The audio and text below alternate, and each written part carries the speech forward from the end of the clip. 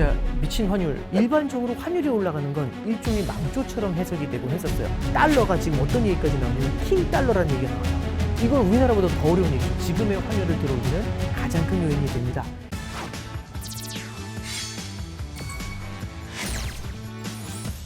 안녕하십니까. 쩐에 관한 모든 썰, 쩐썰의 오건영의 오건영입니다. 반갑습니다. 한아래입니다. 안녕하세요. 이한길입니다. 네, 오늘은 어떤 주제를 다뤄볼까요? 부부장님, 최근에 환율이 정말 아. 많이 오르고 있잖아요. 네. 환율이 뛴다는 이야기가 무색하지 않을 정도인데 네. 1,400원대 턱밑까지 결국 다가섰습니다. 1,400원 선을 넘었습니다. 원달러 환율이 어제 1,430원대를 넘어섰습니다. 조만간 1달러에 1,500원을 넘어설 수 있다는 전망도 나오고 있는데요.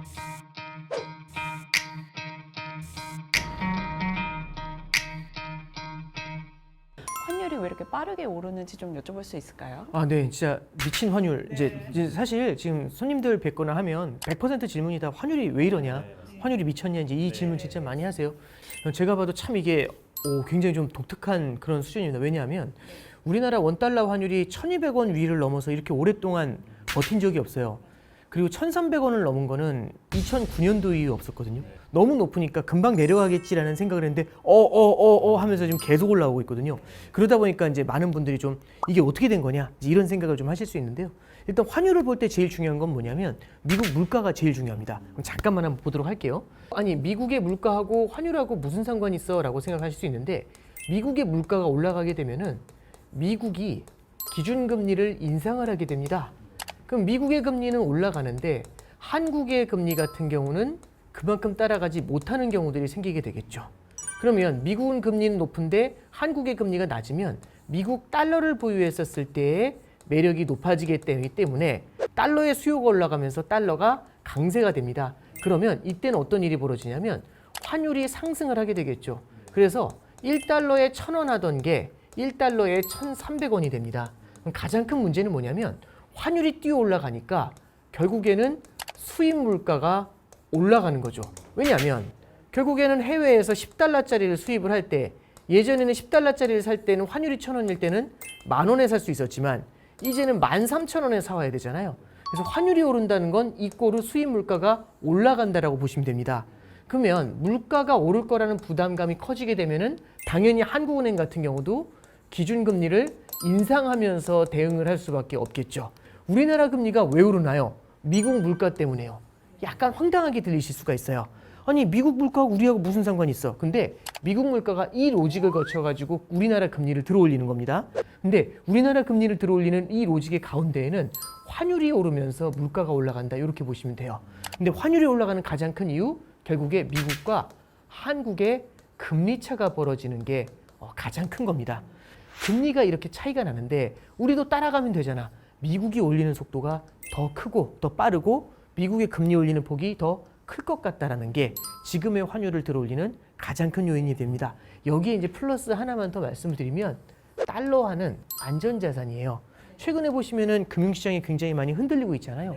금융시장이 흔들릴 때는 안전자산에 대한 선호도가 높아지기 마련입니다. 그러다 보니까 안전자산 달러에 대한 수요가 늘어난 거죠. 그래서 금리차가 벌어진다는 것, 안전자산에 대한 선호가 높아진다는 것, 이게 최근의 환율 상승을 설명할 수 있는 메이저 포인트다, 이렇게 보시면 됩니다.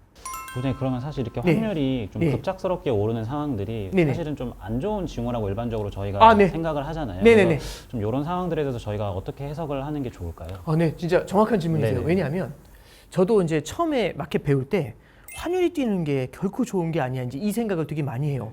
환율이 오르면 우리는 수출이 잘 되니까 좋은 거 아니냐, 이건데 앞서서 말씀드렸던 것처럼 안전자산 선호가 된다는 얘기는 전 세계 경제가 무너지고 있다 보니까 안전자산에 대한 선호도가 높아지면서 환율이 오르는 거잖아요. 그럼 환율이 오르면 우리는 더 싼 가격의 물건을 팔 수는 있지만 문제는 경기가 안 좋아지면 살 사람이 없어요. 물건은 싸지는데 살 사람이 없으면 무슨 의미가 있냐는 얘기죠. 그래서 일반적으로 환율이 올라가는 건 일종의 망조처럼 해석이 되곤 했었어요. 그건 맞는데 이렇게 보시는 게 좋아요. A, B, C, D라는 나라가 있어요. A, B, C라는 나라는 모두 다 환율이 안정돼 있는데 특정 국가인 D 나라의 환율만 폭등, 그러니까 이 나라 통화 가치만 무너지고 있는 거죠. 이런 케이스는요, 이 D 나라에 망조가 들이웠다, 이렇게 얘기를 합니다. 왜냐하면 이 나라에서만 다 괜찮은데 이쪽 나라에서만 자금이 엄청나게 빠져나가는 거예요. 이 나라에서 자금이 빠져나가니까 이 나라 통화를 팔고 달러를 사서 나가다 보니까 이 나라 통화 가치가 무너져 버리면서 환율이 뛰어오르는 문제가 생기죠. 언제 그랬냐면 IMF 때 기억나실 거예요. IMF 때 우리나라 통화 환율이요 2,000원까지 올라가요. 근데 다른 나라 통화는 멀쩡했거든요. 그럼 이런 걸 봤었을 때는 아 환율이 올라가는 건 망조가 되는구나. 그럴 수가 있어요. 왜? 어떤 때 우리나라만 환율이 뛴다면. 근데 지금 보시면 어떤 말씀 드리냐면 엔화는 98년 이후에 가장 약해요.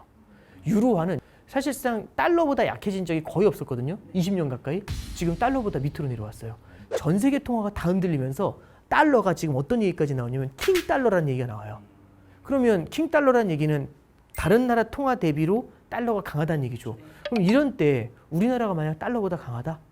그러면 우리나라 통화가 일종의 절상 독박을 쓰는 거죠. 무슨 말씀이냐면 다른 나라 통화는 다 약세인데 우리만 강세면 수출이 안 되겠죠. 우리나라만 통화가 불안하면 이건 망조가 맞아요. 근데 다 같이 환율이 올라가면서 그 나라 통화 가치가 하락한다? 이거는 망조라고 해석하는 것들보다는 달러 자체에서 그 시그널을 찾는 게 중요합니다. 다만 한 가지 말씀드리면 달러 자체가 또 너무 강해지는 것도 글로벌 경제 전체에는 굉장히 큰 부담을 줄 수가 있어요. 근데 이 부분까지 말씀드리기 너무 내용이 기니까 이 정도로 일단 마무리하죠. 네. 그러시면 말씀하신 대로 네. 이제 좀 유로나 엔화가 좀 네. 약세라고 하셨는데 이제 이런 통화들도 결과적으로는 좀 미국 금리 인상 쪽이랑 좀 연결이 된다고 볼 수 있을까요? 정확하세요. 네. 네. 이제 왜 그러냐면 잠깐 보시죠. 한국이 미국만큼 금리를 못 올리는 이유에 대해서 말씀드릴 때 한국의 성장이 약하면서 가계부채가 많다라는 말씀을 드렸죠. 그죠? 그러다 보니까 한국의 기준금리 인상이 미국을 못 따라가요. 그러다 보니까 이제 환율이 올라가는 문제가 생겼던 거죠. 그럼 가장 큰 핵심은 뭐냐면 한미 금리 차가 굉장히 큰 역할을 합니다. 근데 지금 이제 어떤 나라를 물어보셨냐면 일본에 대해서 물어보셨고 유럽에 대해서도 물어보셨어요. 그럼 이 나라들도 마찬가지로 미국하고의 금리 차를 봐야 되겠죠. 근데 일본 같은 경우는 벌써 30년 넘게 디플레이션 압력에 놓여 있고 불황을 겪었잖아요. 그러다 보니까 일본 같은 경우도 국가 부채도 엄청나게 많아요. 그리고 성장이 우리나라보다 약해요. 그러면 이럴 때 함부로 일본이 금리를 올린다? 이건 우리나라보다 더 어려운 얘기죠. 그래서 일본은 아직까지도 마이너스 금리입니다. 미국은 금리를 4% 바라보고 있는데 일본은 마이너스 금리잖아요. 그럼 어떤 일이 벌어질까요? 일본에서 자금이 빠져나오는 거죠. 그러면 이제 어떤 일이 벌어지냐면 엔화를 팔고 달러를 많이 사다 보니까 엔화가 약세를 보이게 되겠죠. 그래서 결국에는 이 미일 금리 차가 굉장히 커지면서 미국 금리는 너무 높은데 일본 금리를 못 따라가잖아요. 그러면서 엔화가 약세를 보이는 겁니다. 그 두 번째는 유럽 같은 경우도 독일 경제는 나쁘지 않아요. 물론 독일 경제도 이제 침체라고는 얘기하지만 가지고 있는 자체의 기초 체력이라는 게 분명히 있어요. 근데 이제 문제는 뭐냐면 이탈리아나 그리스 같은 국가들은 유럽 재정 위기의 산물이에요.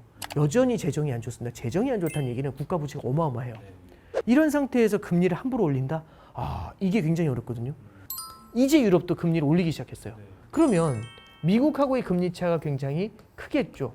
그러다 보니까 말씀드렸던 것처럼 유로화가 약세를 보이는 겁니다. 자, 그러면 이제 오늘 한번 잠깐만 좀 말씀드리면 참 씁쓸한 결론이긴 합니다만 지금 같은 경우는 미국의 영향이 굉장히 크게 작용을 하고 있는 거죠. 그래서 참 씁쓸한 얘기지만 우리나라의 금리도 봐야 되지만 우리나라 투자자들은 미국의 금리도 함께 봐야 되는 환율이라는 사이드에서 봤을 때도 그런 참 어려움에 처해 있다. 이렇게 보시면 되겠습니다. 네, 오늘 강의 여기서 마치겠습니다. 감사합니다.